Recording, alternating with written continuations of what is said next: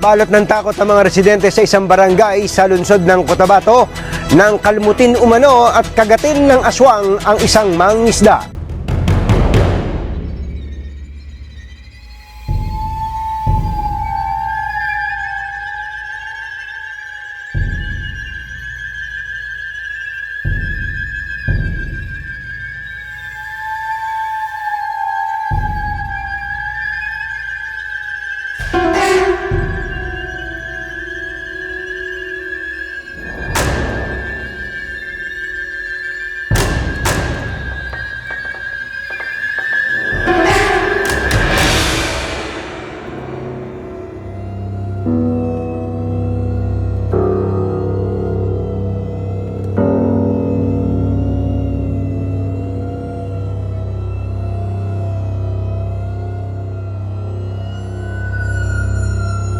Gabi sa mga probinsya.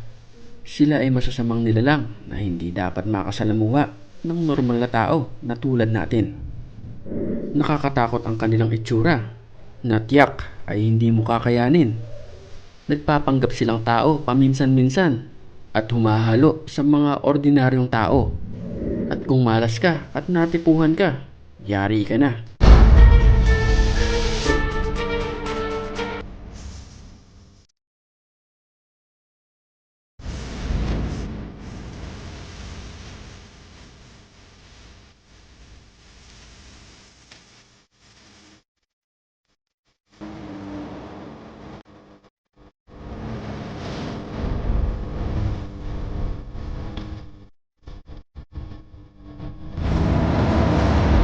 Patay ang isang batang babae sa pag-atake umano ng aswang sa Davao del Norte.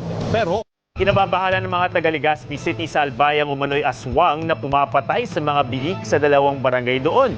Pati ang mga opisyal ng barangay sumama na rin sa pagbabantay sa mga babuyan. Isang ginaligar aswang nagalagaw sa isa ka barangay sa Dumangas, Iloilo. Pinoy sang ginapaso ni aswang nagatubang sa kamera para ipanginwala ang istorya nga nagalapta. pinaigting po ang pagpapatrolya sa isang barangay sa North Cotabato matapos umatake umano ang isang aswang. Ang inyong nakikita ay isang uri ng nilalang sa mundo na tinatawag na sigbin at ito ay pinaniniwalaang alaga ng mga aswang. Ang nilalang na ito ay maikukumpara sa isang kambing o kaya sa isang kangaroo. Ito ay kilala sa Visayas Islands at sa Mindanao at kadalasan ito ay nasa masukal at bulubunduking probinsya. Ito ay gising na gising kapag gabi. Siya ay may buntot, pula ang kanyang mata at matatalas na mga ngipin. Senyales na siya ay kumakain ng matitigas na bagay at mga karne na galing sa iba't ibang nilalang. Mabilis ang kilos nito at tila bigla-bigla na lang nawawala sa ating paningin. Madalas din siyang magpanggap na maamo at malansa ang kanyang amoy. Kaya't marahil isa ito sa mga umaatake gabi-gabi sa mga probinsya. Kayo po ba'y naniniwala na may aswang? Sigurado ang isasagot ninyo ay hindi. Hindi totoo ito at kung may magkikwento man na may nakita sila, sasabihin natin ito'y guni-guni lamang. Sugatan ng isang lalaki sa Cotabato City dahil sa pag-atake rin umano ng aswang. Mga kapuso, pila sa mga residente sang Barangay Agisan, Siyudad sa Himamaylan, Negros Occidental, nagpamatuod nga sila nakakita sang aswang. Marami na rin ganitong uri ng nilalang ang nahuli dito sa Pilipinas. Marahil ito rin ang dahilan ng mga pagkakasawi ng mga hayop sa iba't ibang panig ng Pilipinas. Dahil sa angking lakas nito, ay hindi na ito binubuhay ng mga taong nakakahuli. Katulad na lamang nito na nahuli raw sa may parteng Visayas.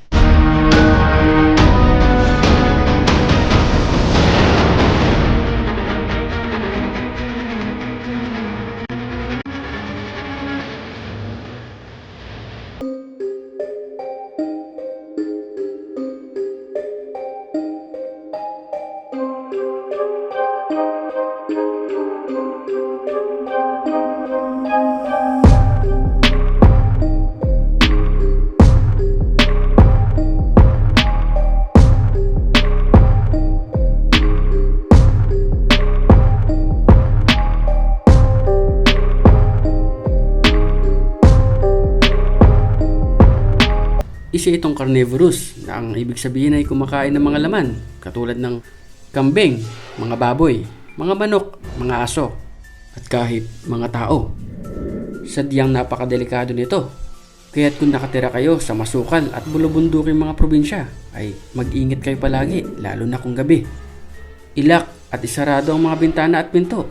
At kung maaari, maglagay kayo ng mga maaanghang katulad na lamang ng sili, paminta, bawang, luya at kung ano-ano pa.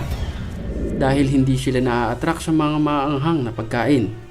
Na-attract sila sa mga malalansa. Sa puntong ito, panatilihin mo nakasubscribe ka para mapapanood mo ang mga susunod nating video ng mga gaya nito. Balot ng takot ang mga residente sa isang barangay sa lungsod ng Cotabato nang kalmutin umano at kagatin ng aswang ang isang mangingisda.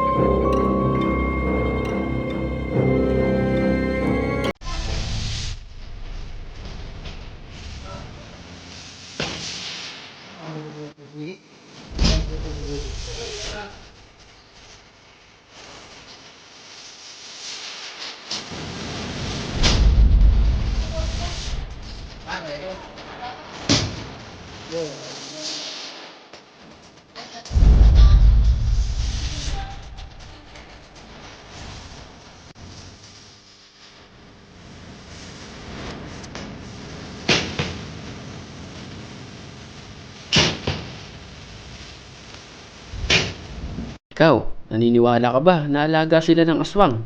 Mag-comment ka sa baba. At huwag mo rin kalimutan mag-subscribe at i-like tong video na to para ikaw ang unang-unang makakapanood sa susunod nating video. Ano ba yan?